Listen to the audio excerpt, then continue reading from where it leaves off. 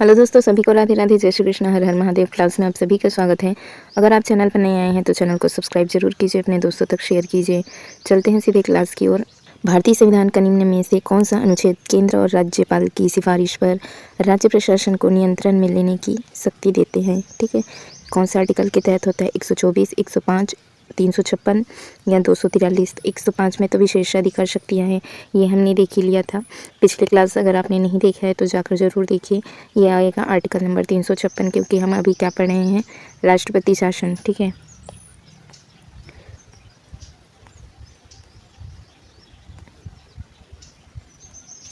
भारतीय संविधान के अनुच्छेद 356 के अनुसार जो संवैधानिक तंत्र की विफलता के आधार पर राष्ट्रपति को संघ के किसी भी राज्य में राष्ट्रपति शासन लगाने और राज्य सरकार को क्या करने, निलंबित करने का अधिकार होता है। कौन से आर्टिकल के तहत? 356 के तहत राष्ट्रपति शासन लगाया जाता है। 105 में क्या है? संसद के सदनों की तथा उनके सदस्यों और समितियों की शक्तियाँ एवं क्या दिया है? विशेषाधिकार है। 124 में क्या है? उच्चतम न्यायालय की स्थापना है। और 243 में क्या है? ग्राम पंचायत की परिभाषा है। 243 से 243 तक के आर्टिकल इसमें आते हैं। राज्य में संवैधानिक आपातकाल लगाने की अनुशंसा करने की शक्ति किसके पास होती है? तो ये कौन लगाते हैं? उस राज्य के राज्यपाल। ठीक है, उस राज्य के राज्यपाल क्या कर सकते हैं? राष्ट्रपति से अनुशंसा करके आपातकाल लगाने के लिए अनुशंसा राष्ट्रपति जी से कर सकते हैं। भारतीय संविधान के जो आर्टिकल नंबर 356 है, आर्टिकल नंबर 356 के तहत राष्ट्रपति को राज्यों में राष्ट्रपति शासन लगाने का अधिकार है। यदि राष्ट्रपति को किसी राज्य के प्रतिवेदन मिलने पर यह समाधान हो जाता है कि उस राज्य का संवैधानिक प्रावधान के अनुसार नहीं चलाया जा रहा है, तो राष्ट्रपति क्या करते हैं? उस राज्य के राज्यपाल की अनुशंसा लेकर राष्ट्रपति शासन की घोषणा कर सकते हैं। निम्नलिखित में से कौन से मौलिक अधिकार हैं जो देश में आपातकाल घोषित होने पर भी क्या नहीं होते? निलंबित नहीं किए जाते। तो आर्टिकल नंबर 21 और 20, ठीक है, 20 और 21 कभी भी निलंबित नहीं होता। भारतीय संविधान के अनुच्छेद 359 के तहत राष्ट्रपति को अनुच्छेद 20 और 21 को छोड़ करके राष्ट्रीय आपातकाल के दौरान मौलिक अधिकार के प्रवर्तन के लिए किसी भी अदालत को स्थानांतरित करने के अधिकार को निलंबित करने का अधिकार देता है। ठीक है, इन दो आर्टिकल को छोड़कर, आर्टिकल 20 और 21 को। भारतीय संविधान के अनुच्छेद 360 के तहत जारी एक उद्घोषणा को संसद के द्विसदनों के प्रस्ताव द्वारा कितनी अवधि में इसको पारित किया जाना आवश्यक होता है? तो 2 महीने के भीतर इसको पारित करना आवश्यक होता है। भारतीय संविधान के अनुच्छेद 360 के अंतर्गत जो वित्तीय आपात के बारे में उनका प्रावधान किया जाता है, भारतीय संविधान के अनुच्छेद 360 के तहत राष्ट्रपति जी क्या करते हैं? वित्तीय आपातकाल की उद्घोषणा कर सकते हैं। 1975 में आपातकाल की घोषणा के समय भारत के राष्ट्रपति कौन थे? तो फ़खरुद्दीन अली अहमद थे।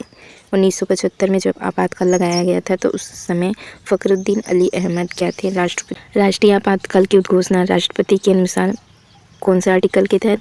352 के तहत करता है, जिसमें युद्ध या आक्रमण जैसे सशस्त्र विद्रोह के कारण भारत या भारत के किसी भाग में सुरक्षा का संकट है तो राष्ट्रपति संपूर्ण भारत या किसी भाग पर राष्ट्रीय आपातकाल की उद्घोषणा कर सकते हैं। भारत में तृतीय आपातकाल की उद्घोषणा कब हुई थी? जून 1975 को प्रधानमंत्री श्रीमती इंदिरा गांधी, ठीक है, बिना मंत्रिमंडल के परामर्श से सशस्त्र विद्रोह के आधार पर राष्ट्रपति जो कौन थे उस समय? फ़खरुद्दीन अली अहमद को करवाई थी। संविधान संशोधन देखिए, निम्नलिखित में से कौन सा अनुच्छेद है जो संविधान संशोधन की प्रक्रिया को निर्दिष्ट करता है? तो आर्टिकल नंबर 368 के तहत कौन से भाग में आता है? भाग 20 में आता है। इसको हमने कहाँ से लिया है? संविधान संशोधन ये हमने लिया है साउथ अफ्रीका से। संविधान संशोधन करने की शक्ति हम संसद के पास होती है, लेकिन संसद की संशोधन करने की शक्ति निर्वाध नहीं है। यह न्यायिक पुनरावलोकन के क्या है? अधीन है। भारतीय संविधान में संशोधन कितने प्रकार के? 3 प्रकार से संशोधन किया जा सकता है। एक होता है साधारण बहुमत से, एक होता है विशेष बहुमत से। साधारण बहुमत से कैसे होंगे? तो दोनों सदनों में उपस्थित और मत देने वाले सदस्यों के कितने, आधे से अधिक की सहमति। लेकिन ऐसा कोई भी संशोधन, ठीक है, आर्टिकल नंबर 368 के अंतर्गत संशोधन नहीं माना जाएगा। ठीक है, और विशेष बहुमत से कैसे होगा, तो संविधान संशोधन के अधिकतर उपबंध विशेष बहुमत द्वारा ही संशोधित किए जाते हैं। जिन उपबंधों का संबंध संघीय ढांचे से है उन्हें छोड़कर सभी संशोधन 368 के तहत संविधान संशोधन माने जाएंगे। जो मूल संविधान है, ठीक है, उनका उस ढांचे में परिवर्तन नहीं होना चाहिए, तो वे सभी 368 के तहत संविधान संशोधन क्या होंगे, माने जाएंगे। विशेष बहुमत से प्रत्येक सदन की कुल सदस्य संख्या का बहुमत तथा उपस्थित और जो मत देने वाले सदस्य हैं उनके कितने 2/3 बहुमत से।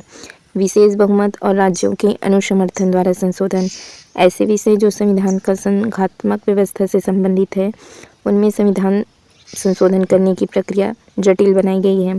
विशेष बहुमत में से दोनों सदनों में उपस्थित हैं और जो मत देने वाले सदस्य हैं उनके 2/3 तथा कम से कम कितने प्रतिशत 50% राज्य विधानमंडलों का समर्थन करना अनिवार्य है।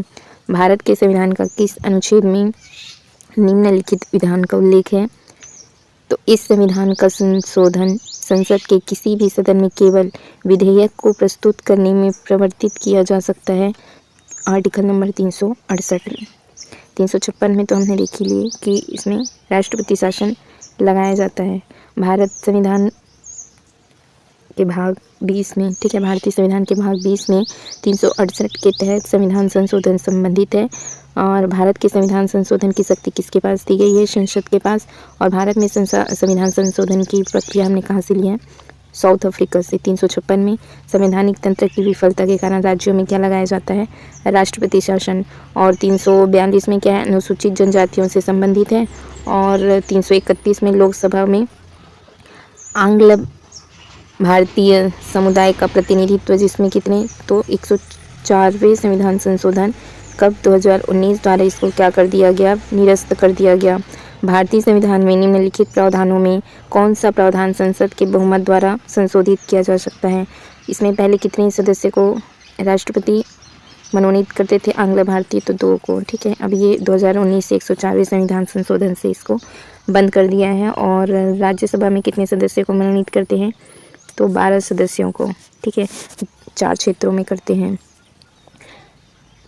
संसद की गणपूर्ति और कोरम, इसका राइट आंसर होगा साधारण बहुमत। सदन में उपस्थित सदस्यों के कितने 50% से अधिक हो। यदि किसी समय निम्न सदन में जैसे कि 543 सदस्य पूरे उपस्थित नहीं हुए हैं तो उस समय क्या होगा कि उपस्थित सदस्यों के कितने प्रतिशत 50% से अधिक को ही क्या मान लिया जाएगा, बहुमत मान लिया जाएगा। संसद की गणपूर्ति जैसे कोरम है, संसद की किसी बैठक के शुरू करने की निश्चित सदस्यों की संख्या की गणपूर्ति को क्या कहा जाता है, कोरम। भारतीय लोकसभा में गणपूर्ति कितने, तो 55 सदस्यों से, और राज्यसभा में 25 सदस्यों से हो जाती है। किसी भी सदन का सदस्य तभी पीठासीन होगा जब सदन की गणपूर्ति हो जाएगी। किसी देश के सर्वोच्च विधायी निकाय द्वारा किए गए संविधान में परिवर्तन की खालिस्तान के रूप में जाना जाएगा, तो संवैधानिक संशोधन, ठीक है, कौन से आर्टिकल के तहत होता है, 368 के तहत। भाग पूछा जाएगा, भाग 20 कहाँ से लिया हमने इसको, साउथ अफ्रीका से लिया है। सर्वोच्च विधायी निकाय द्वारा किए गए संविधान में परिवर्तन को क्या कहा जाता है, संवैधानिक संशोधन के रूप में इसको जाना जाता है। भारत के संविधान संशोधन की प्रक्रिया हमने कहाँ से लिया है, साउथ अफ्रीका से, ठीक है। कौन से भाग में है, 20 आर्टिकल, कौन सा आता है, 368। संविधान में संशोधन की शक्ति किसको है, संसद के पास है। संसद के किसी भी भाग में संशोधन कर सकती है, ठीक है। संविधान के किसी भी भाग में संसद क्या कर सकती है, संशोधन कर सकती है, किंतु संविधान के आधारभूत ढांचे में क्या नहीं होना चाहिए, परिवर्तन या संशोधन नहीं कर सकती। जो आधारभूत ढांचा है वो बदलना नहीं चाहिए।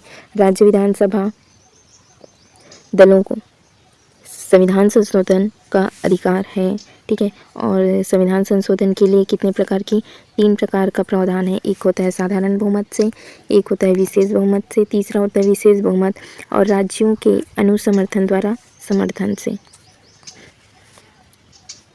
भारत के संविधान में निम्नलिखित में से किस संशोधन में आर्टिकल 19 में संशोधन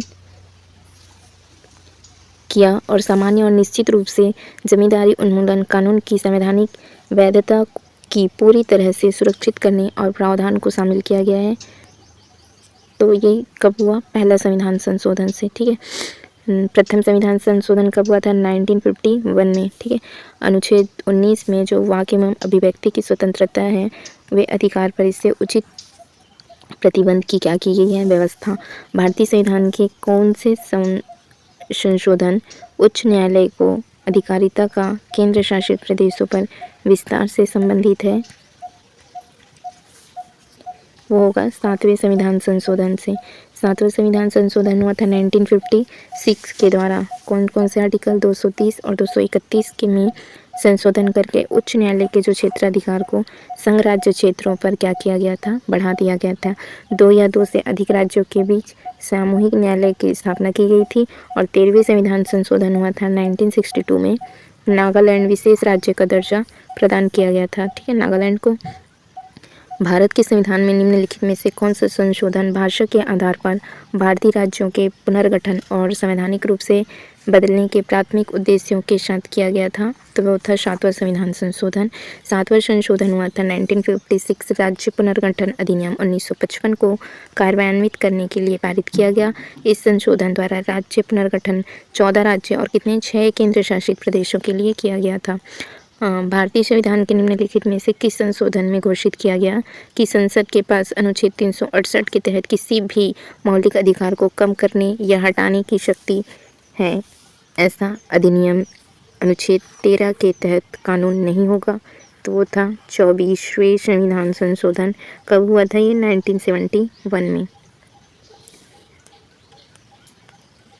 भारत के संविधान में एक संशोधन किया गया। इस संशोधन गोलकनाथ के मामले में उच्चतम न्यायालय के निर्णय से उत्पन्न स्थिति के संदर्भ में पारित हुआ था। इस संशोधन द्वारा मूल अधिकार सहित संविधान संशोधन करने के संसद के अधिकारों के बारे में भी सभी प्रकार के संदेहों को दूर करने के लिए आर्टिकल 13 और आर्टिकल 368 में संशोधन किया गया।